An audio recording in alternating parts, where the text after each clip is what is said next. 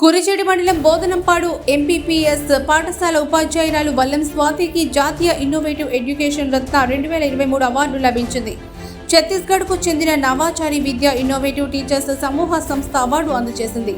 Award అందుకున్న ఉపాధ్యాయురాలు స్వాతి విద్యార్థుల్లో శాస్త్ర సాంకేతిక నైపుణ్యాలు, గుణాత్మక విద్య, నైతిక విలువలు పెంపొందించడంలో కృషి చేశారని వారు తెలిపారు.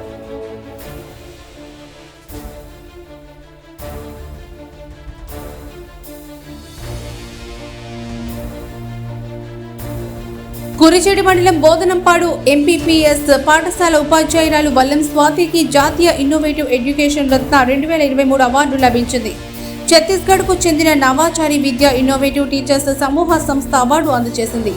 అవార్డు అందుకున్న ఉపాధ్యాయురాలు స్వాతి విద్యార్థుల్లో శాస్త్ర సాంకేతిక నైపుణ్యాలు, గుణాత్మక విద్య, నైతిక విలువలు పెంపొందించడంలో కృషి చేశారని వారు తెలిపారు.